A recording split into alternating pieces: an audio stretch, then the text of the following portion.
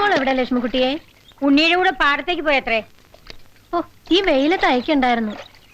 പാടത്തും തൊടിയിലൊക്കെ നടക്കാനുള്ള കൊതിയാ. ആദ്യായിട്ടല്ലേ ഇതൊക്കെ കാണുന്നേ.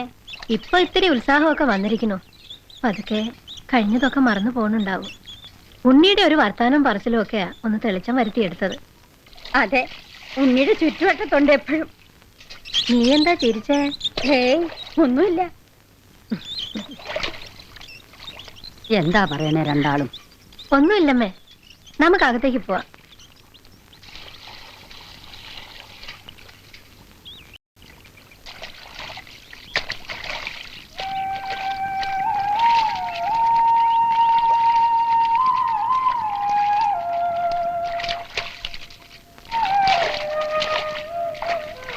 എന്താ എന്റെ മോളുടെ മുഖത്തൊരു വാട്ടം? വേണ്ട കേട്ടോ. എന്തു പറ്റി? ഒന്നുമില്ല. അല്ല, എന്തുകൊണ്ട് ഈ മുഖം കറുത്താലും വെളുത്താലും എനിക്ക് അറിഞ്ഞൂടെ? ഹാവൂ, ഈ തിരക്കിനിടയിലും എന്റെ മുഖം ശ്രദ്ധിക്കുന്നുണ്ടല്ലേ? നിന്റെ മുഖം ഞാൻ പ്രത്യേകം ശ്രദ്ധിക്കണം മോളെ. അതെന്റെ ഉള്ളിൽ തന്നെ ഇല്ലേ? ആ വിശ്വാസം നിനക്കില്ലേ? എനിക്കങ്ങനെ ചില വിശ്വാസങ്ങൾ മാത്രമേ ഉള്ളൂ. ഉണ്ണീട്ടൻ തന്ന വിശ്വാസങ്ങൾ. അതിൽ പിടിച്ചല്ലേ ഞാൻ ജീവിക്കണത്. ഇന്നലെ തൊട്ട് നടക്ക ഞാനൊരു വിവരം പറയാൻ. കാറൽ മണ്ണിന്നൊരു കത്ത് വന്നിരിക്കണു. അങ്ങോട്ട് ചെല്ലണം എന്ന് പറഞ്ഞ് കരുണേട്ടൻ എഴുതിയതാ. എന്തിനാണെന്ന് എനിക്കറിയാം. പോയാല് കഴിഞ്ഞ കുറി അച്ഛമ്മയെ കാണാൻ ചെന്നപ്പോ അയാളുടെ കയ്യിൽ നിന്ന് എങ്ങനെയാ രക്ഷപ്പെട്ടു വന്നതെന്ന് എനിക്കേ അറിയൂ. ദുഷ്ട. ഒരിടത്തേക്ക് നിന്നെ ഞാൻ അയക്കില്ല. എന്നെന്താ ഈ രണ്ട് കൈക്കുള്ളിൽ ഇങ്ങനെ സൂക്ഷിക്കും. പിന്നെ എന്തിനാ എന്റെ മോളെ നീ പേടിക്കണേ?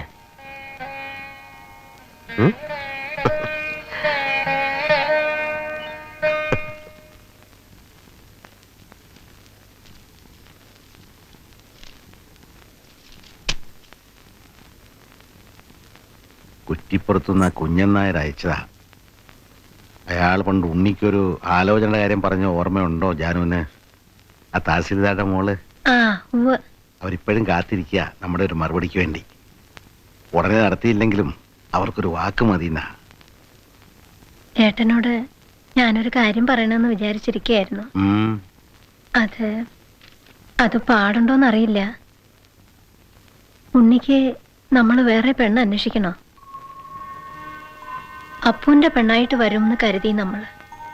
ഇനിയിപ്പോ ഉണ്ണിയുടേതായാലും നമുക്കൊരുപോലെ അല്ലേ?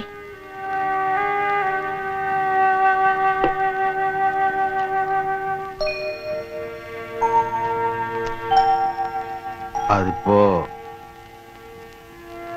ആ കുട്ടിയുടെ മനസ്സിലെന്താണെന്ന് അതിന് സമ്മതാവും. ഉണ്ണിയായിട്ട് ഇടപഴകണ കാണുമ്പോ അങ്ങനെ ഒരു വിശ്വാസം. അങ്ങനെ നടക്കച്ച അവന്റെ ഭാഗ്യ. അത്രയ്ക്ക് ഐശ്വര്യം ഉണ്ടാ കുട്ടിക്ക്. ആരാ?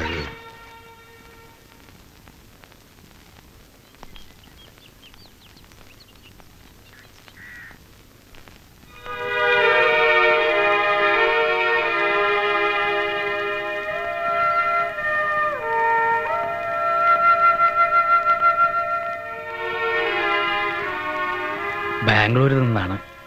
പേര് ഹസൻ. നരേന്ദ്രന്റെ ഒരു. അറിയാം, ഹസൻ ഭായ്. അപ്പൊ ഒരുപാട് പറഞ്ഞിരിക്കുന്നു. ഗംഗോത്രി എന്ന് പേരുള്ള ഒരു കഫ്തീരിയ നടത്തുന്ന ആള്. അപ്പോ വിശദമായി തന്നെ പറഞ്ഞിട്ടുണ്ട്. ഉണ്ട്. അവനില്ലാതെ ഇങ്ങനെ കാണേണ്ടി വരുന്ന ദിവസം തിരിച്ചറിയാൻ നമ്മൾ ബുദ്ധിമുട്ടെന്നുള്ള നിർബന്ധം ഉണ്ടായിരുന്നിരിക്കണം. വരിക, വാ മോളെ.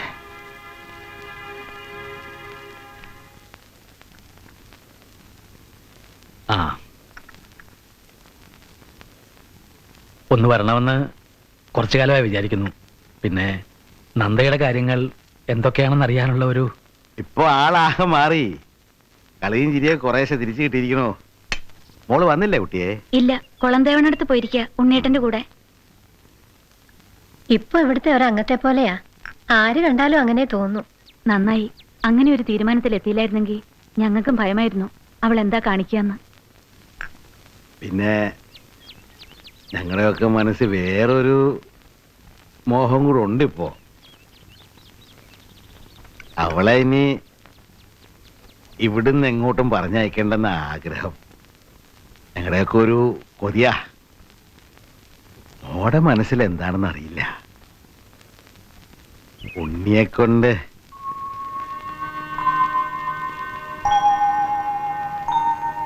നരേന്ദ്രന്റെ നന്മയും വിശുദ്ധിയും ഈ ലോകം അർഹിക്കുന്നില്ല എന്ന് കരുതിയിട്ടാവണം സർവശക്തൻ അവനെ തിരിച്ചു വിളിച്ചത്.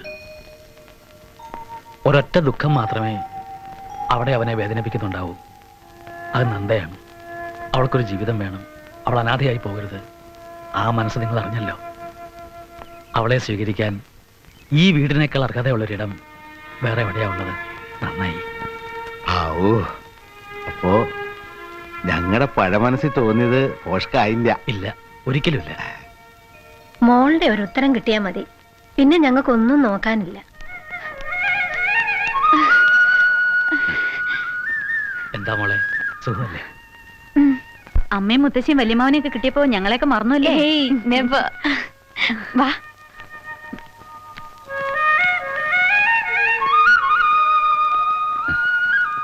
സന്തോഷായി. നിങ്ങളെല്ലാവരും കൂടി അവൾക്ക് പുതിയൊരു ജന്മം കൊടുത്തല്ലോ. മനസ്സ് നിറയെ സന്തോഷായി. ബാംഗ്ലൂരിലേക്ക് തിരിച്ചു വരുന്ന കാര്യം എനിക്ക് ചിന്തിക്കാനേ വയ്യ വിമല.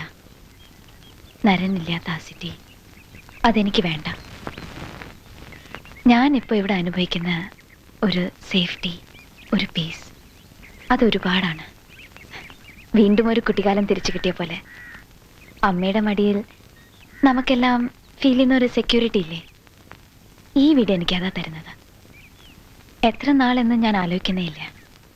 ചിലപ്പോൾ മരണം വരെ, അല്ലെങ്കിൽ ഈ വീട് വിട്ടിറങ്ങുന്നതായിരിക്കും എല്ലാ അർത്ഥത്തിലും എൻ്റെ മരണം.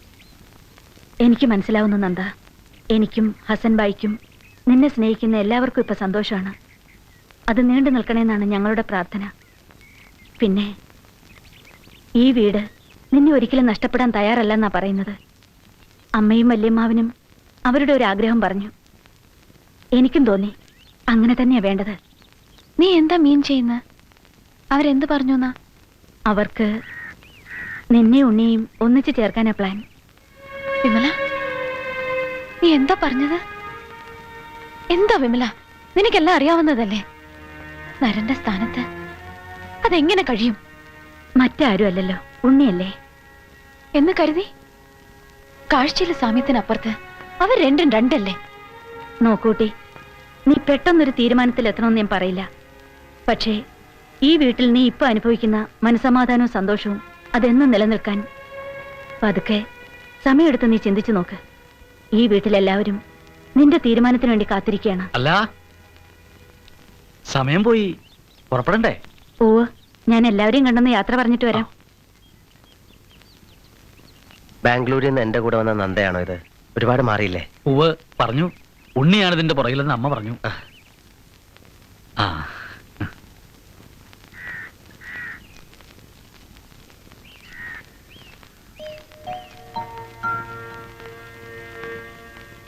ആ കൈയൊന്ന് കിട്ടു.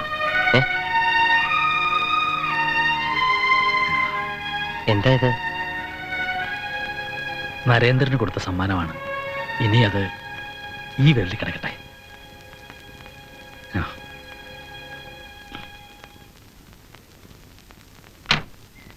ഞാൻ വിളിക്കാം നന്ദ. ഡാഡിയുടെ കാര്യം ഞാൻ മറക്കില്ല. പോയി കാണുക തന്നെ ചെയ്യാം. ഉണ്ണി, എന്റെ മോളെ നോക്കിക്കൊള്ളണം.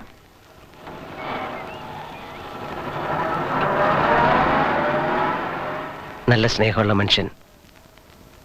അപ്പുവായിട്ടുള്ള ബന്ധം കൊണ്ടായിരിക്കണം.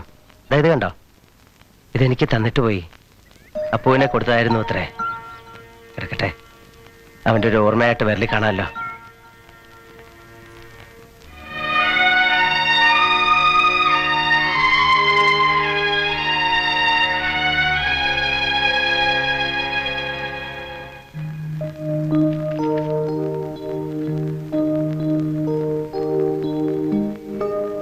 അമ്മ അന്വേഷിച്ചെന്ന് പറഞ്ഞു. ഉവ്വ്, വരൂ മോളിരിക്കെ. നോക്ക്, അപ്പോ ഉണ്ണി.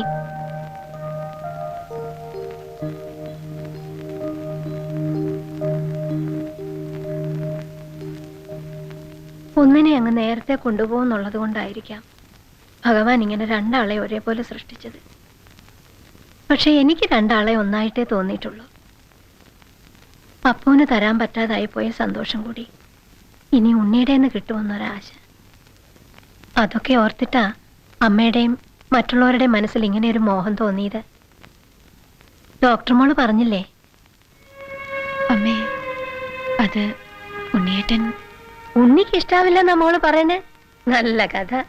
അവന്റെ കാര്യത്തിൽ എനിക്ക് വിശ്വാസ. അമ്മേ, അതല്ല, എനിക്കത് കഴിയില്ല. എന്താ മോളെ? അത് അമ്മേ, മനസ്സില് മോൾക്ക് വെച്ചിരിക്കുന്ന ഒരു സ്ഥാനമുണ്ട്. അവിടെ വേറെ ആരെയും സങ്കല്പിക്കാൻ കഴിയില്ല. മറുത്തൊന്നും പറയരുത്. ഈ വീടിന് വിളക്കായി നീ എന്നും ഇവിടെ വേണം. എന്താ അമ്മയും മോളും കൂടി ഒരു സ്വകാര്യം? ഞാൻ മോളോട് പറയായിരുന്നു ഉണ്ണിയുടെ കാര്യം. ആഹാ, അതിന് സമയം എത്ര കിടക്കുന്നു? ഈ ജാനുവേട്ടത്തേക്ക് എന്തിനും ധൃതിയാ? അതിന് നന്ദ എവിടെങ്കിലും പോകുന്നു ഇത്രയും തിരക്കൂട്ടാൻ? ജാനുവേട്ടത്തെ വലിയേട്ട അന്വേഷിക്കുന്നുണ്ടായിരുന്നു.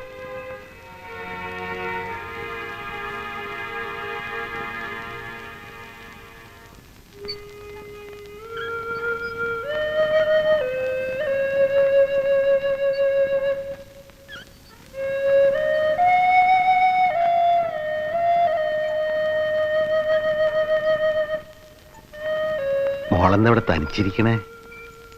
ഇരുന്നോളൂ. വേണ്ട. അവളൊരു പാവാ. ജാനുവേ, എന്തെങ്കിലും ഇത്തിരി മതി മനസ്സ് കലങ്ങാൻ. ഇനിയിപ്പോ ഉണ്ണി ഒരുത്തനല്ല അവൾ പ്രതീക്ഷകൾ മുഴുവൻ വെച്ചിരിക്കുന്നത്. അവനൊരു വിവാഹം കഴിച്ച് ഭാര്യയും കുഞ്ഞുങ്ങളൊക്കെ ആയിട്ട് സന്തോഷമായിട്ട് കഴിയുന്ന കാണാനാ അവൾ ജീവിച്ചിരിക്കുന്നത് തന്നെ. മോളെ കണ്ടിട്ടാണ് ഈ ആശകളെല്ലാം. വല്യമ്മാവ, മോഹിക്കുമ്പോഴൊന്നും നടക്കില്ല എന്നൊരു തോന്നലുണ്ടായാൽ മതി അവൾ തകരാൻ. അത് താങ്ങാനുള്ള ശക്തി എനിക്കുമില്ല. മോക്ക് മനസ്സുകൊണ്ട് ഇങ്ങനൊരു കാര്യവുമായി പൊരുത്തപ്പെടാൻ ഇത്തിരി സമയമെടുക്കുമെന്ന് എനിക്കറിയാം. എന്നാലും അവിടെ അച്ഛൻ്റെ സ്ഥാനത്ത് നിന്നുകൊണ്ട് തന്നെ പറയാണ്, അതില് തെറ്റൊന്നുമില്ല. സമ്മതം എന്നൊരു വാക്ക് മതി. അപ്പുവിനെ ഓർത്ത് ഇന്നും കണ്ണീരൊഴുക്കുന്നവർക്ക് കണ്ണടയുന്ന കാലം വരെ മനസ്സമാധാനം ഉണ്ടാവും.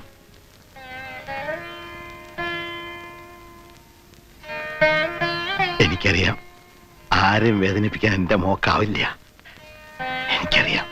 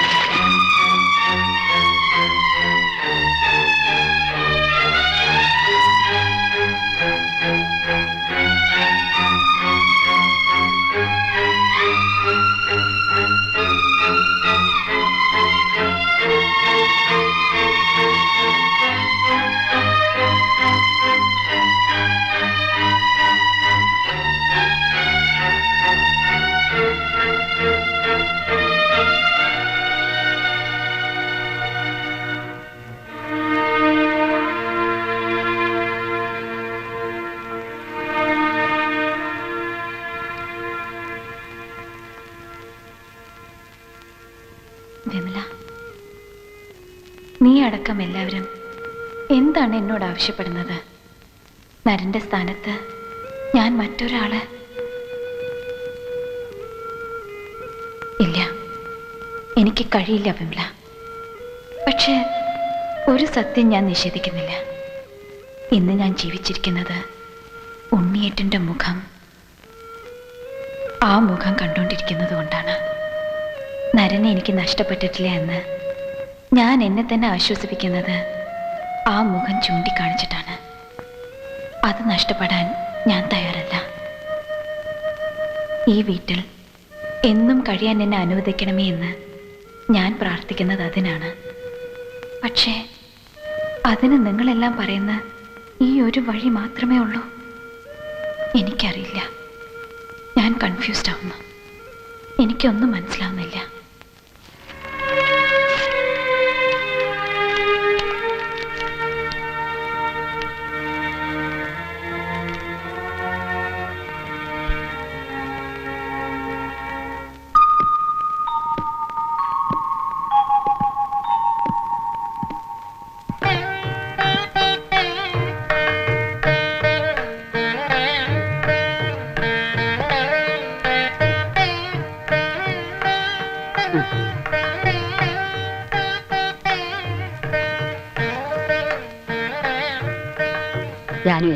ഇത് മോളുടെ കഴുത്തിൽ വന്നിട്ട് കൊടുത്തേ.